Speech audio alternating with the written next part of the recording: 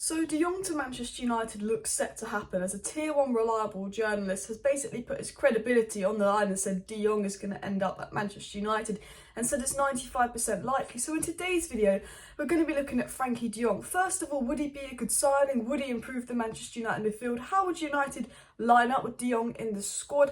How would he fit in? And let's do a little bit of a player profile on Frenkie de Jong. Now, what we know about Frenkie de Jong is he's a midfielder. He's at Barcelona. He worked with Ten Hag at Ajax, and he's just turned 25 years of age. Now, Frenkie de Jong has played in either a 4-3-3 system as a right centre mid, and that's where he's currently playing under Xavi as sort of a right-sided 8, really. And he's also played in a 4-2-3-1 under Ten Hag and Ronald Koeman, where he played as a pivot player. Now, actually, I think he shined best as sort of a pivot player, if you want my honest opinion. But I think Frenkie de Jong is definitely more an 8 than a 6.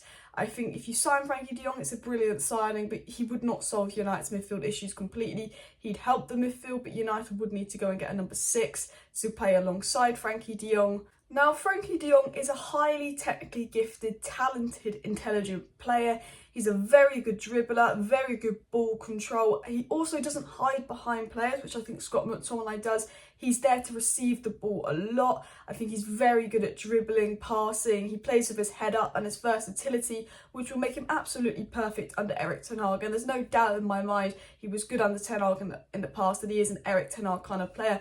He actually ranks in the 95th percentile for non-penalty expected goals and assists compared with other midfielders in his category playing a similar kind of minutes. He also ranks in the 95th percentile for progressive carries, progressive passes. I think Scott McTominay especially and Fred, they lack that intelligence, they lack that ability to sort of progress the ball forward. Scott kind of hides behind players, and he you know, we look at some of Scott McTominay's recent performances for Manchester United, he's not picked up the ball that much, you know, he's barely had any touches. You know, Matic will play less minutes but have double the amount of touches as McTominay.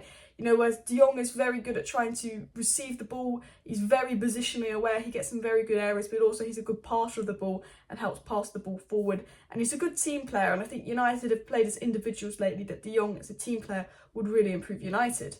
Now, something Erik ten Hag loves is versatility, and Frenkie de Jong is a very, very versatile player. He's mostly played, as I said, as a sort of an 8, a right-sided 8 in a 4-3-3, but he's also played a lot as a DM. He's even featured as left mid, right mid, attacking midfield, centre forward, and even centre back, just showing how versatile the player is.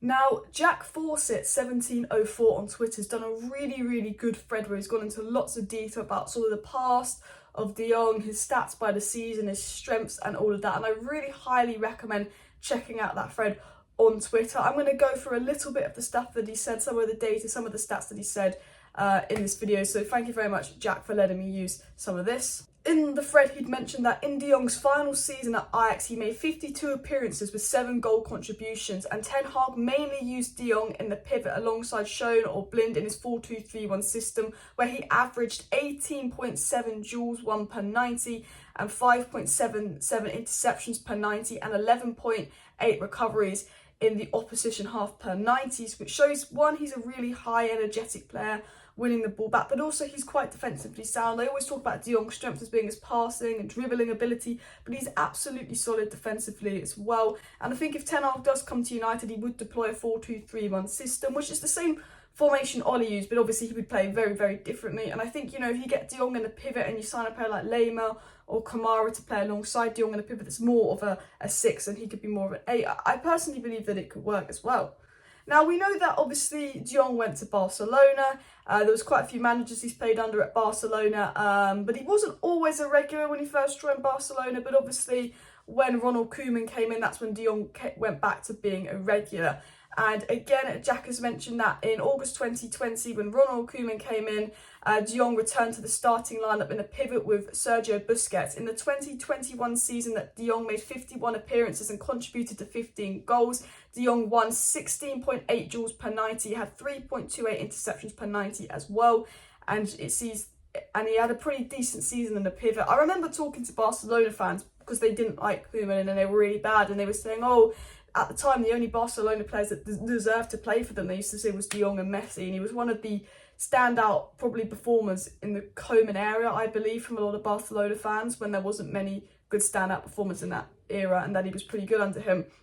Right now he's playing under Xavi in a 4-3-3 system, as I mentioned earlier. He's currently made 46 appearances with 9 goals and assists. He does occasionally play as a 6, but he's playing more as a right-sided 8 in Xavi's system. Looking at the stats I said earlier, we know that some of his strengths are ball progression, ball carries. We know that he's a good dribbler. We know that he's a good passer. We know that he's very versatile. Jack's also said that link-up play is one of his strengths, ball retention is one of his strengths, chance creation and late box runs are one of his strengths. And Who Scored even did data analysis on Frenkie de Jong and said that he's very good at chance creating and averages quite a lot of key passes compared to most midfielders as well. So he's a very intelligent player, and we know that Rangnick had gone to the United board allegedly and said, look, this midfield, it's not intelligent, it's not energetic, it's the Man United midfield is severely poor. Ten Hag's priority is the Man United midfield. I think it's very obvious that the midfield is a weak point at United, with Matic and Pogba leaving. It is Scott and Fred. Obviously you've got Donny coming back, obviously you've got Garner coming back, but there's a lack of energy in the midfield, which I think de Jong has, but there's also a lack of intelligence in the midfield, and de Jong having that Ajax academy and that Ajax training, you know, de Jong's got a very high IQ, which is something that United lack. You know, you look at how City and Liverpool play and how technical and tactical it is in the IQ, and then you look at United, you're like, oof, oof, oof. Having a look at some of the data again backs up that de Jong is very good at chance creating, you know, playing in the 8 role, playing in the final third. He's a very good, intelligent player with 0.15 expected assists per 90, but also he creates 2.8 shot creating actions per 90 as well. So to really put that in perspective, he basically averages an assist every 1 in 6 games, which is quite good if you're playing as a midfielder. That would be, you know, 38 divided by 6. That would be like 6-7 assists for the season. But he also nearly averages 3 shot creating chances a game as well. So he not only helps out defensively, not only is he solid defensively with his high interceptions numbers, his high tackle numbers, and all of that, and, you know, winning the ball back numbers, but also he is pretty good at progressing the ball. He is good going forward. He's good in all areas of the pitch. He's one of those midfielders where he's not poor defensively but good offensively. He's good defensively and he's good offensively. He's an all-round box-to-box midfielder as well. He doesn't seem to have any outstanding weaknesses if you look at de Jong. Late box run is also one of his strengths. Jack has said again, the role of a free 8 is to make late box runs to boost the attacking numbers. This is to win second balls high up, have the numbers to recover the ball quickly if the opponents win the second ball, prevent counter-attacks and increase scoring chances. We obviously know from the stats discussed earlier, de Jong has really good ball recovery numbers as well. He's very good at winning the ball back. If you look at the stats from earlier, he's good at winning the ball back high up in the pitch as well. As mentioned earlier, I think de Jong's outstanding strength is ball progression, which I think is something the Man United midfield definitely lacks, and something that de Jong would really add and improve the midfield. And de Jong posts 7.06 progressive carries per 90 and 5.22 progressive passes per 90, which is the 95th and 79th percentile compared to, you know, other midfielders, which is absolutely incredible. He's basically one of the best midfielders at progressing the ball via passing, progressing the ball via carrying up the pitch and just moving the ball. And I think United, you know, I think that's something that we struggle with when I watch United. It's very, I think because of the way Oli made us play for so long, it's very sit back, counter, you know.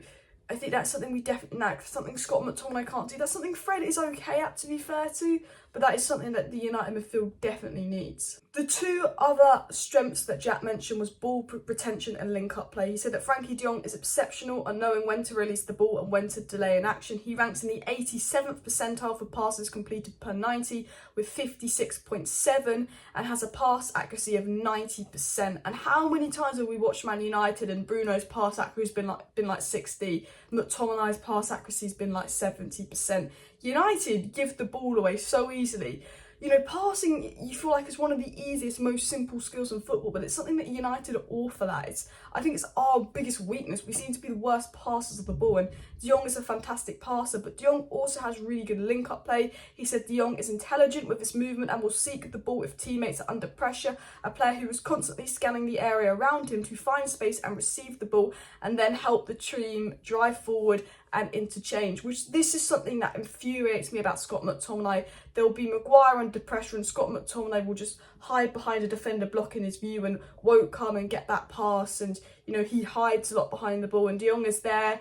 He's calm under pressure. I've watched lots of clips under De Jong. He's got a really good first touch on him, Frenkie de Jong, really good first touch, very cool, very calm under pressure, you know, very good at getting out of tight situations, and that is something, again, the United midfield lacks. And if I was going to be honest with you, I think De Jong is more of an 8 than a 6. I think he would play in a 4-2-3-1 system. I believe Ten Hag would play a 4-2-3-1 system, and De Jong would be one of the pivot players under Manchester United, with a more defensively sided player, defensively minded player beside him. But I think he's an absolutely brilliant player. I think he's absolutely what we need. I think he solves a big issue, especially with Paul Pogba leaving. Then we need at least 2 midfielders at Manchester United, and I think Frenkie de Jong would be an outstanding midfielder for Manchester United. His passing, his dribbling, I think he's an all-round complete midfielder. He's only 25 years of age. We know he's very versatile. He's very high energy. The Manchester United midfield needs energy, but very unfit, and we know that he can work well under Erik Ten Hag. So I think it'll be a brilliant signing. Let me know your thoughts on De Jong to United down below.